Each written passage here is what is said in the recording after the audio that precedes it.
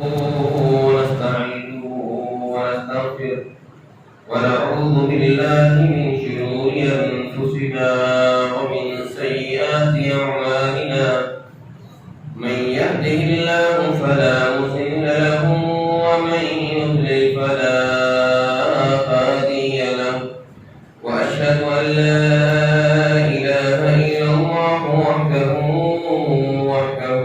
لا شريك له وأشهد أن محمدا عبده ورسوله يا أيها الذين آمنوا اتقوا الله حق تقاته ولا تموتن إلا وأنتم مسلمون يا أيها الناس اتقوا ربكم الذي خلقكم من نفس واحدة وخلق منها زوجها وبث منهما رجالا كثيرا ونساء واتقوا الله الذي تساءلون به والأرحام إن الله كان عليكم رقيبا يا أيها الذين آمنوا اتقوا الله وقولوا قولا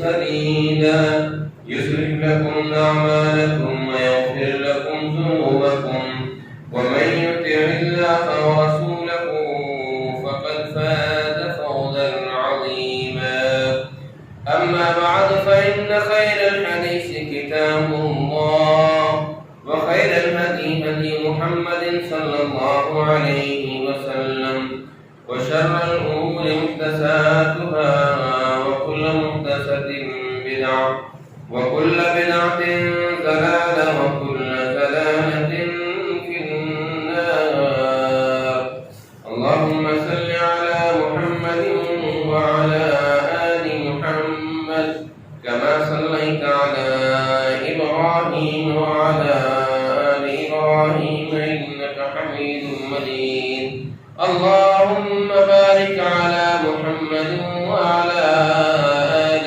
محمد كما باركت على إبراهيم وعلى آل إبراهيم إنك حميد مجيد رب يسر ولا تعسر وتمم بالخير رب اشرح لي صدري ويسر لي أمري واحلل عقدة من لساني يفقهوا قولي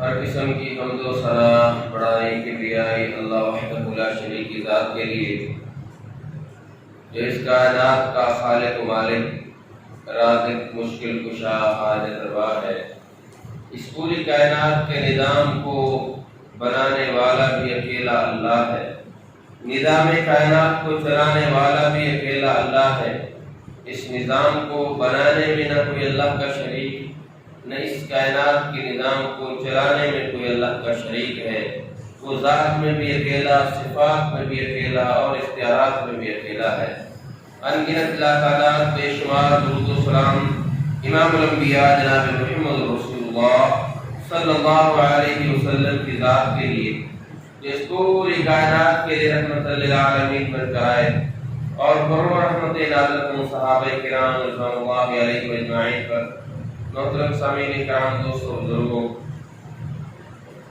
اللہ رب العالمین کے نیک بندے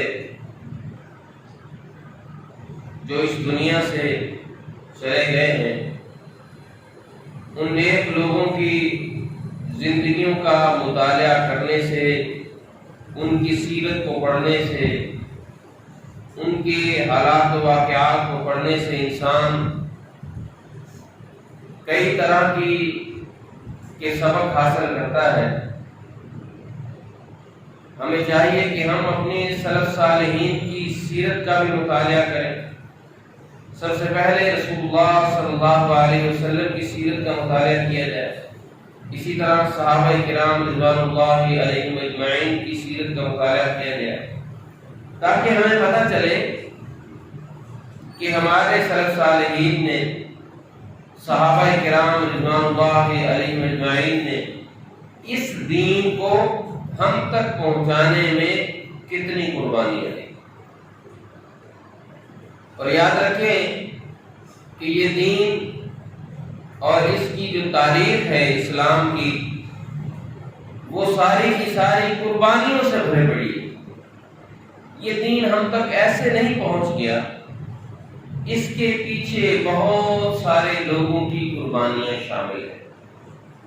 اور وہ مقدس لوگ جنہوں نے سب سے پہلے اس دین کے لیے قربانیاں دیں، وہ صحابہ کرام رضوان اللہ علیہم اجمعین کا گروہ ہے. یاد رکھیں قرآن مجید میں ایک مقام پہ اللہ تبارک و تعالی ارشاد فرماتے ہیں لقد رضی اللہ عن المؤمنین، اللہ تبارک و تعالی راضی ہو گیا مومنوں کے ساتھ. کب؟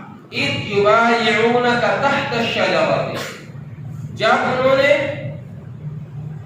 جو ہے ایک درخت کے نیچے آپ صلی اللہ علیہ وسلم کے ہاتھ پر بیعت کی.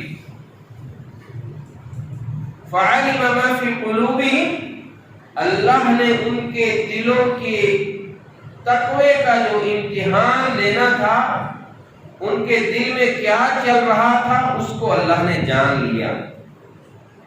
فانزل السکینۃ علیہم، اللہ نے ان پر سکینت نازل کر دی، سکون نازل کر دیا. وَأَثَابَهُمْ فَتْحًا قَرِيبًا، اور ان قریب ان کے لیے فتح کی بھی بشارت اللہ نے ان کو دے دی کہ ان قریب جو ہے مکہ فتح ہو جائے گا.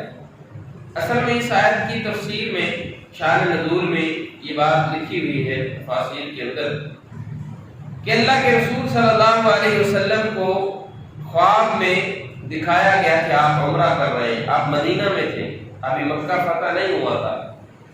آپ صحابہ کو لے کر کے مکہ کی طرف نکلتے ہیں. حدیبیہ کے مقام پر، یہ مکہ سے باہر ایک جگہ ہے، وہاں پہ پڑاؤ ڈال لیتے ہیں. اور رسول اکرم صلی اللہ علیہ وسلم جو ہے پہلے ان سے بات چیت کرنے کے لیے سیدنا عثمان رضی اللہ تعالیٰ عنہ کا انتخاب فرماتے ہیں کہ عثمان جاؤ ان سے بات کرو کہ ہم عمرے کی غرض سے آئے ہیں، لڑائی کی غرض سے نہیں، اور ہمیں عمرہ کرنے کے لیے جو ہے وہ ہمارے لیے جگہ خالی کر دی جائے تاکہ ہم عمرہ کر سکیں. اب جب حضرت عثمان رضی اللہ تعالیٰ عنہ کو وہاں بھیجا گیا تو پیچھے یہ افواہ پھیل گئی کہ حضرت عثمان رضی اللہ تعالیٰ عنہ کو شہید کر دیا گیا ہے. اور یاد رکھیں یہ ذو الحج کا مہینہ ہے. 18 ذی الحج کے بارے میں اکثر علماء کا یہی موقف ہے کہ سیدنا عثمان رضی اللہ تعالیٰ عنہ کی شہادت کا واقعہ بھی 18 ذی الحج کا ہے، اگرچہ بعض 12 کی طرف اشارہ کرتے ہیں. لیکن یاد رکھیں کہ حضرت عثمان رضی اللہ تعالیٰ عنہ کی شان عظمت کا پتہ اس واقعے سے بھی چلتا ہے. حضرت عثمان رضی اللہ تعالیٰ عنہ کو جب بھیجا گیا تو اللہ تبارک و تعالیٰ کے پیارے نبی جناب محمد رسول اللہ صلی اللہ علیہ وسلم نے مکہ کا سفیر بنا کے بھیجا. افواہ پھیل گئی کہ وہ شہید کر دیے گئے، جس سے صحابہ کرام رضوان اللہ علیہم اجمعین غصے میں آ گئے. کہا کہ یہ کیا، ہم نے تو بات چیت کے لیے انہیں بھیجا تھا.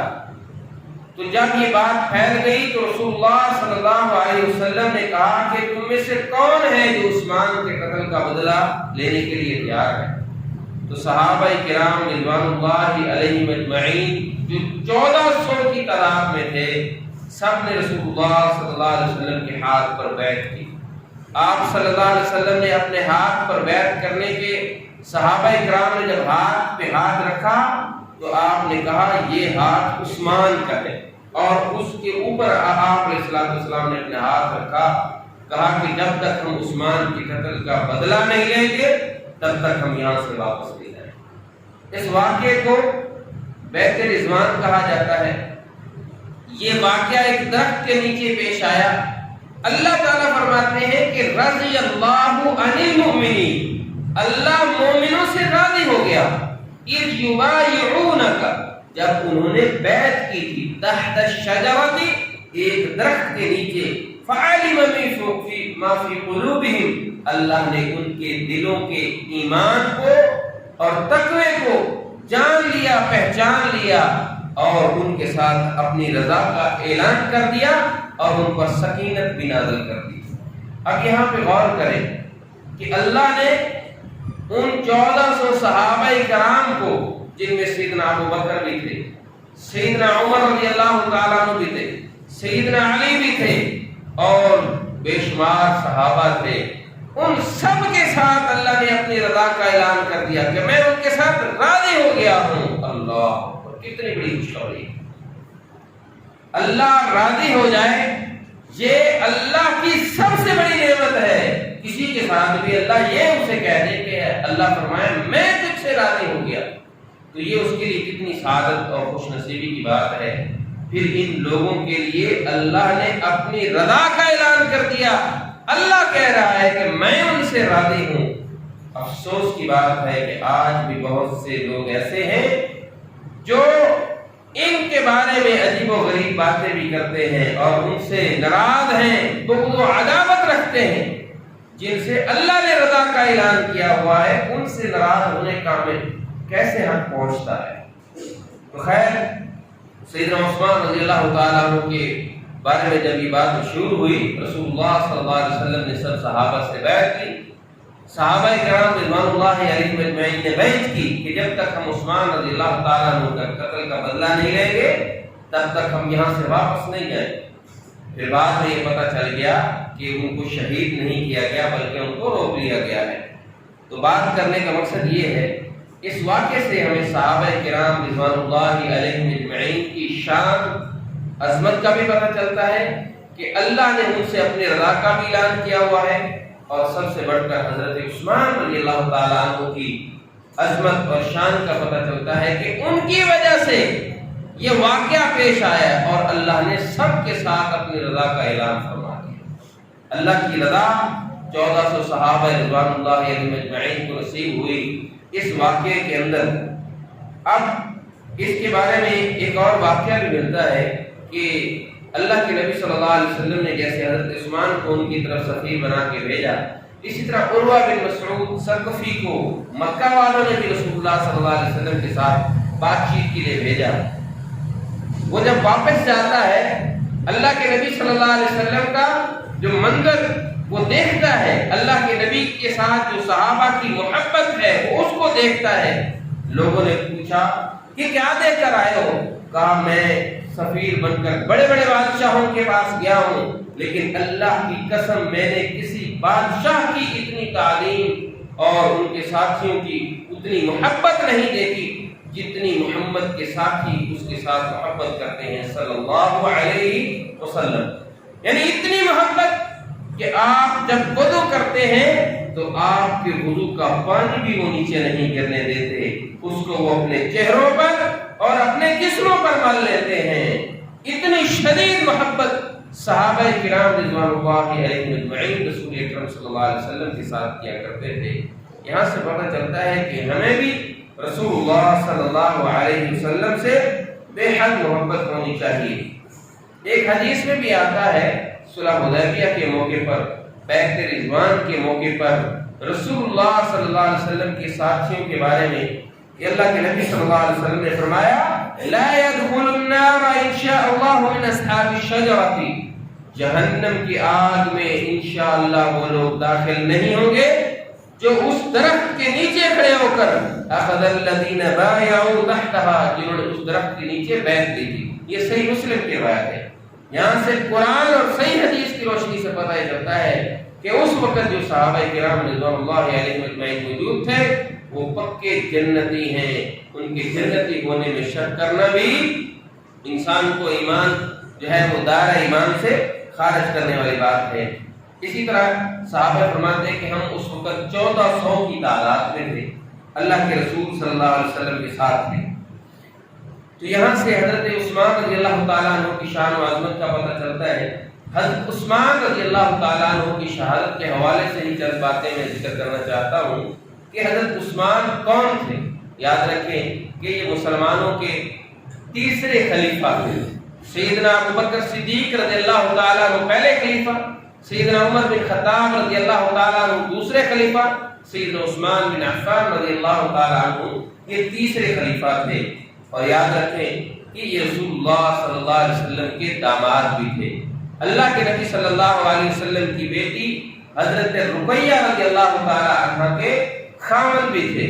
اللہ کے نبی صلی اللہ علیہ وسلم کی حضرت عثمان رضی اللہ تعالیٰ عنہ سے محبت کا اندازہ لگانا ہو تو اس بات سے لگائیں کہ اللہ کے نبی صلی اللہ علیہ وسلم نے جب اپنی بیٹی حضرت رقیہ رضی اللہ تعالیٰ عنہ کا نکاح حضرت عثمان سے کیا، اور پھر جب حضرت رقیہ رضی اللہ تعالیٰ عنہ نبی پاک صلی اللہ علیہ وسلم کی جو بیٹی ہیں وفات پا جاتی ہیں، اللہ کے نبی جب آتے ہیں دیکھا کہ عثمان غمگین ہے، پریشان ہے، کہا عثمان غم نہ کر اور پریشان نہ ہو، میں اپنی بیٹی ام کلثوم کا جو ہے نکاح تمہارے حق میں دیتا ہوں، میں اس کا نکاح تم سے کر دیتا ہوں، تم پریشان مت ہو۔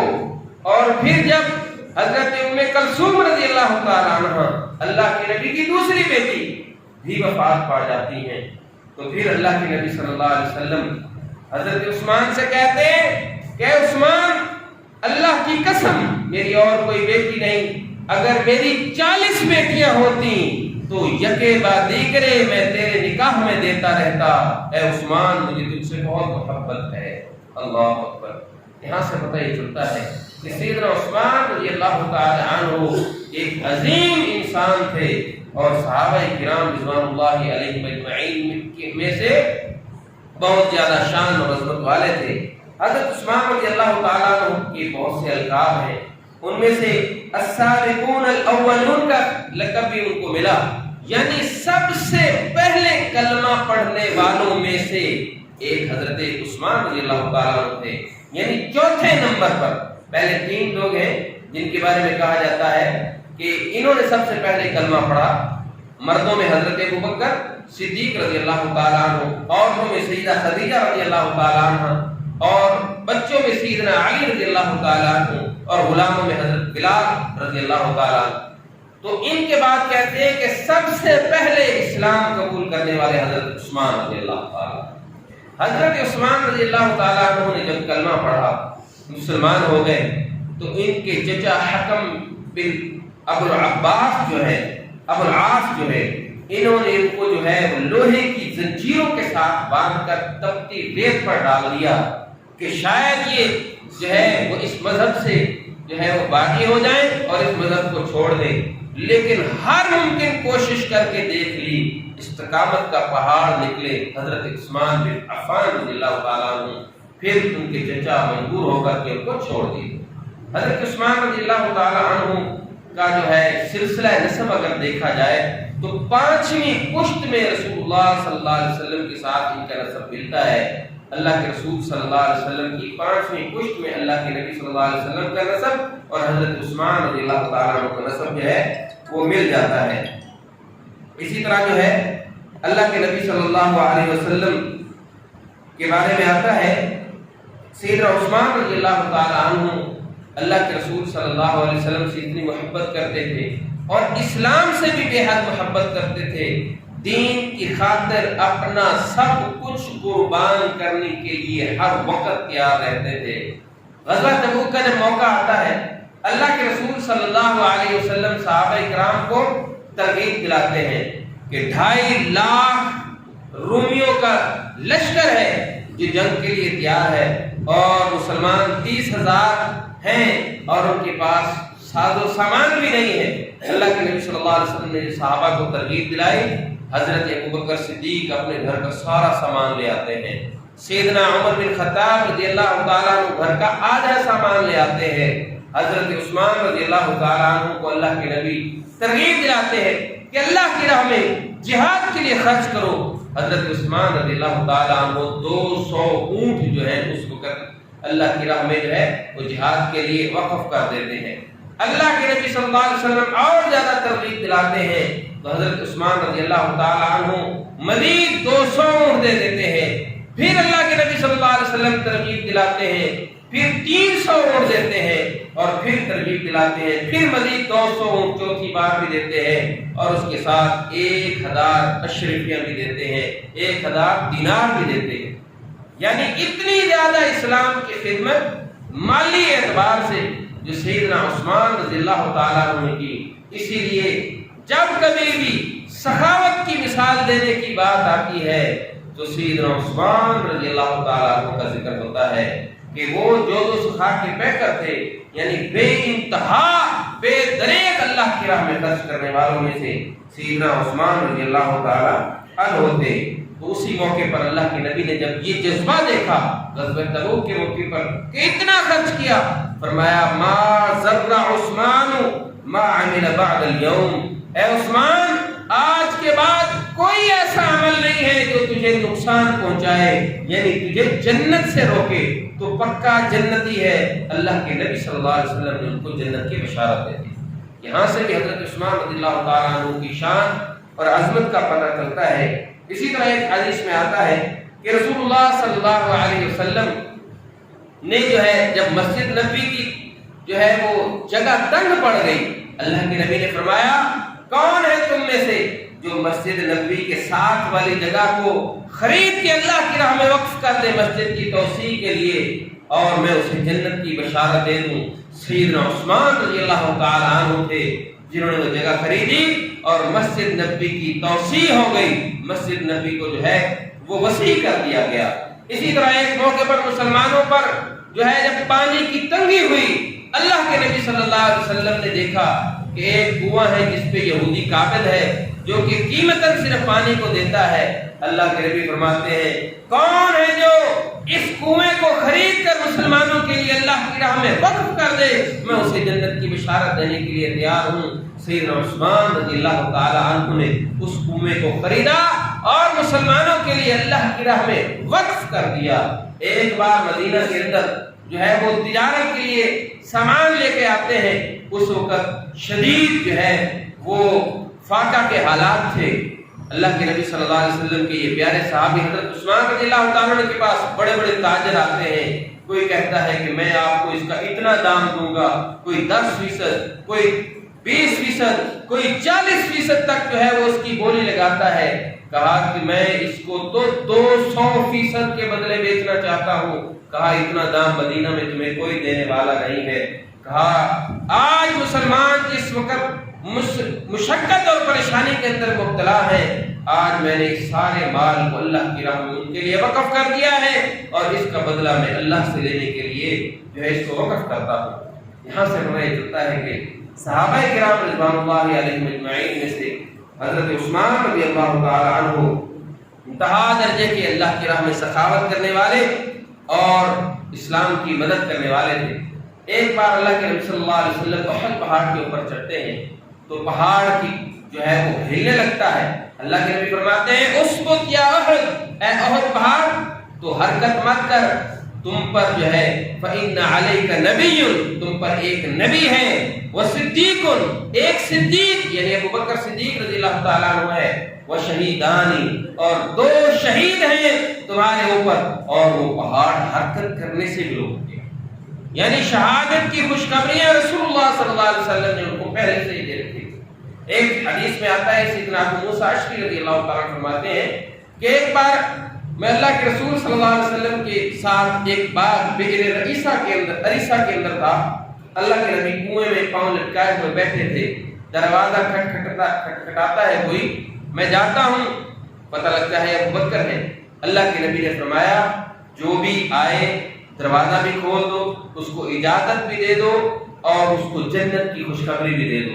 وہ کہتے ہیں کہ میں جاتا ہوں، دروازہ کھولتا ہوں، سیدنا ابو بکر ہے رضی اللہ تعالیٰ عنہ، میں انہیں جنت کی خوشخبری دیتا ہوں۔ پھر تھوڑی دیر کے بعد آ کر وہ اللہ کے نبی صلی اللہ علیہ وسلم کی دائیں جانب بیٹھ جاتے ہیں، پھر دروازہ کھٹکتا ہے، پھر میں جاتا ہوں، پوچھتا ہوں کون؟ کہتے ہیں عمر بن خطاب۔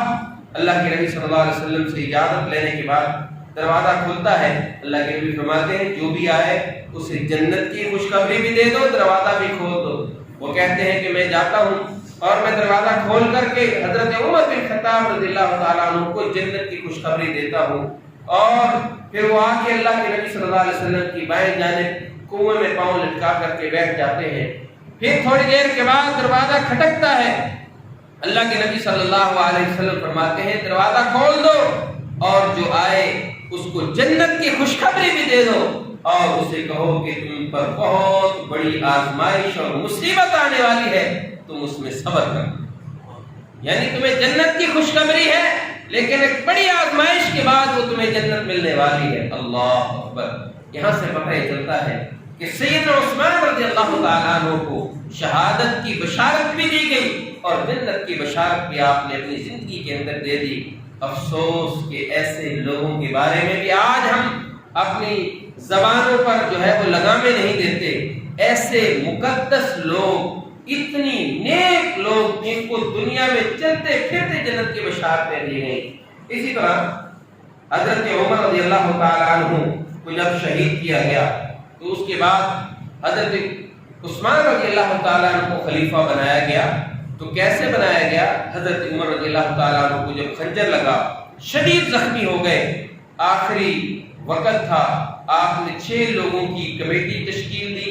हजरत अब्दुर्रहमान इब्न औफ और हजरत उस्मान, इसी तरह हजरत तलहा, जुबैर और सईद और हजरत अली रज़ियल्लाहु ताला अन्हु। इन 6 लोगों में से 3 लोगों को इंतखाब किया गया। इन 3 में से एक हजरत अब्दुर्रहमान को इख्तियार दिया गया कि वो जिसको चाहे चुन ले। उन्होंने सैयदना उस्मान बिन अफ़्फ़ान रज़ियल्लाहु ताला अन्हु को खलीफा चुना। यानी बिल्कुल मुशावरत के साथ, सहाबा के मशवरे के साथ, इत्तेफाक राय के साथ हजरत उस्मान रज़ियल्लाहु ताला अन्हु को खलीफा बनाया गया। लेकिन हजरत उस्मान रज़ियल्लाहु ताला अन्हु ने तकरीबन 12 साल खिलाफत जो है जब की, तो उसके अंदर जब हजरत उमर रज़ियल्लाहु ताला अन्हु गए तो उस वक्त 22 लाख मुरब्बा मील था, इस्लामी ममलकत वहां तक फैल चुकी थी। तो इनकी शहादत के वक्त जो है वो 44 लाख मुरब्बा मील तक इस्लाम जो है वो फैल चुका था। यानी इन्होंने बहुत ज्यादा इस्लाम की खिदमत भी की और इस्लाम को दुनिया के कोने कोने तक फैलाया। हजरत उस्मान रज़ियल्लाहु ताला अन्हु को अल्लाह के रसूल सल्लल्लाहु अलैहि वसल्लम ने एक वसीयत की थी।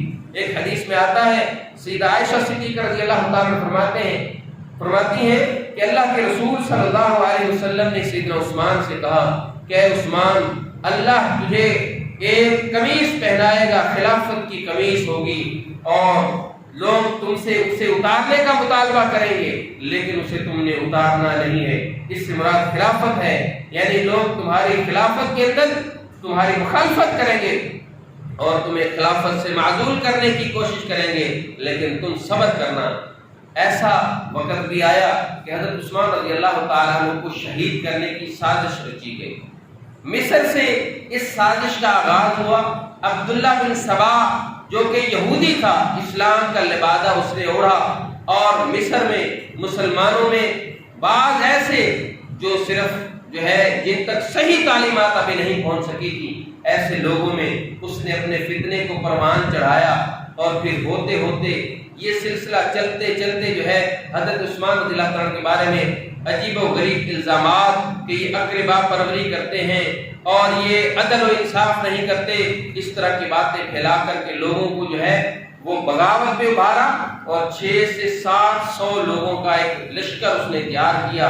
हज के दिनों में वो मदीना में आता है, जब सहाबा हज को चले गए और ये आकर के मुहासरा कर लेते हजरत उस्मान रज़ियल्लाहु ताला अन्हु के घर का, और 40 दिन तक हजरत उस्मान रज़ियल्लाहु ताला अन्हु को भूखा प्यासा रखा है। एक दिन हजरत उस्मान रज़ियल्लाहु ताला अन्हु दीवार पर चढ़कर कहते हैं कि लोगों, मैं तुम्हें अल्लाह की कसम उठा करके कहता हूँ, तुम मेरी इस बात की गवाही दो, बताओ कि जब मस्जिद नबवी की जमीन तंग हो गई थी तो किसने खरीद कर उसको वसी किया था? कहा कि आपने। कहा कि जब तुम लोगों पर पानी की तंगी हो गई थी तो कौन था जिसने कुएं को खरीद कर तुम्हारे लिए वक्फ किया? कहा आपने।